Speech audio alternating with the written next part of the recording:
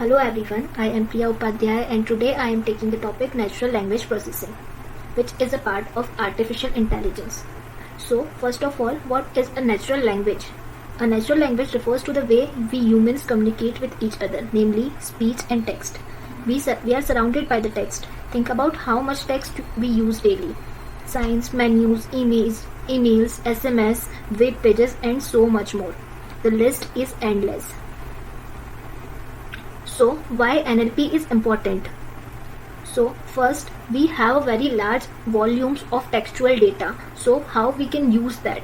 Natural language processing helps computers communicate with humans in their own language and scales other languages related tasks. For example, NLP makes it possible for computer to read text, hear speech, interpret and measure sentiment and determine which part are important.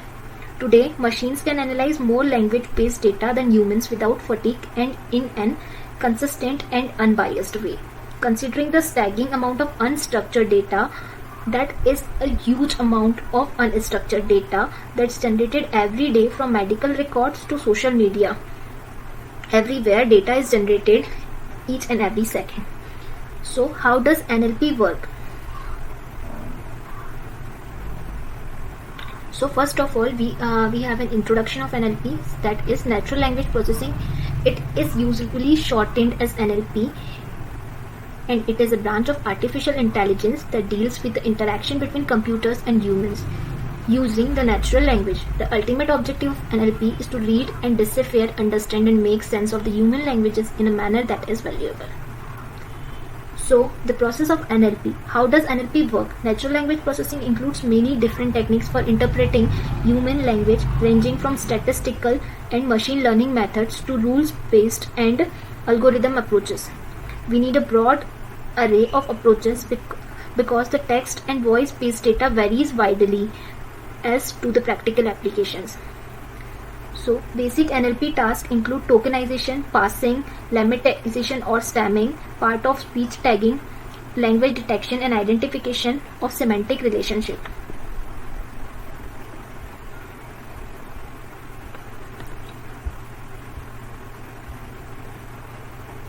So, in general terms, NLP break down language into shorter elemental pieces, try to understand relationship between the pieces and then explore how pieces work together to create meaning.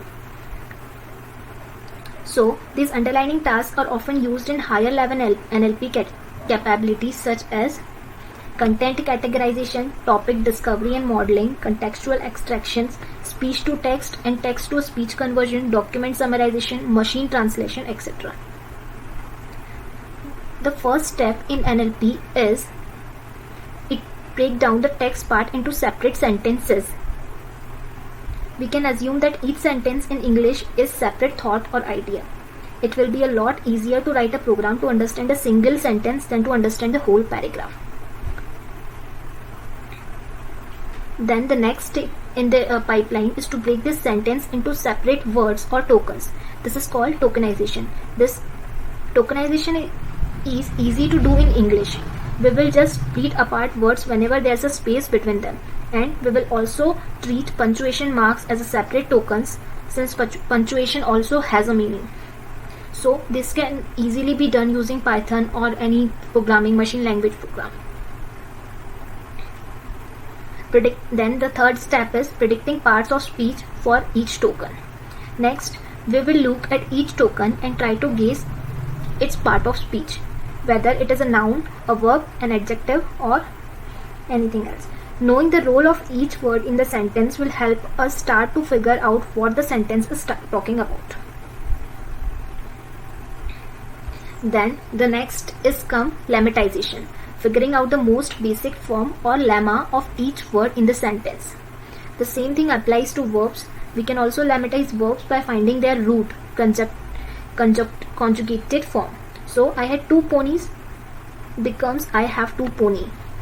Lemmatization is typically done by having a lookup table of the lemma form of words based on their part of speech and possibly having the same custom rules to handle words that you have never seen before. Then the fifth step that is identifying stop words. Next, we want to consider the importance of each word in the sentence. English has a lot of filler words that appear very frequently, like and, the, and. When doing statistic on text, these words introduce a lot of noise since they appear way more frequently than other words. So these words and the a will introduce noise because their frequency is very high in any sentence, any paragraph. So some NLP pipelines will flag them as stop words. So these are known as stop words. We will ignore it. We will delete them from our list.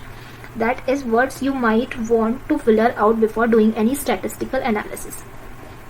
Then comes step 6, dependency parsing. The next step is to figure out how all the words in a sentence relate to each other. This is called dependency parsing. How words are related in a sentence with each other. The goal is to build a tree that assigns a single parent word to each word in the sentence. The root of the tree will be the main verb in the sentence. Here's what the beginning of the parsed tree will look like for a sentence. So first root, then some child nodes, and then their grandchild. So now we will see some applications of NLP.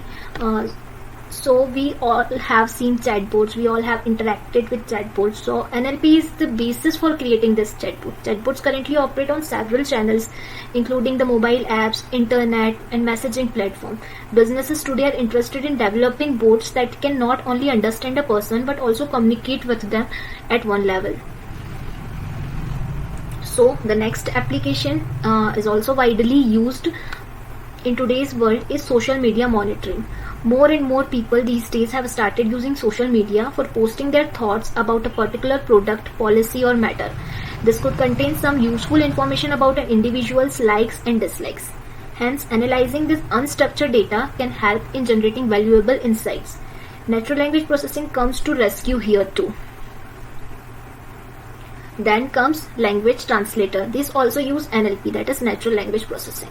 Have you ever used Google Translate to find out what a particular word or phrase is in a different language?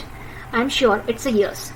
And the ease with which it translates a piece of text in one language to another is pretty amazing, right?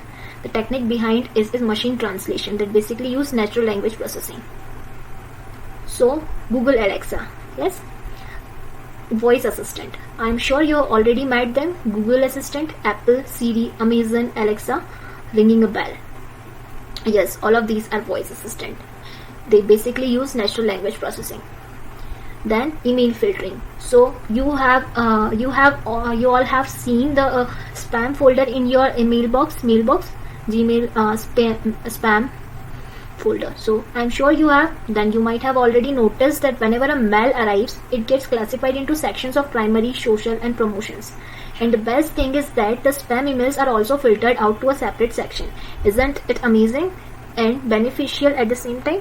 Yes, it is. That's all email filtering is. And I don't have to tell you how much our daily tasks rely on these features. Thank you. Keep learning.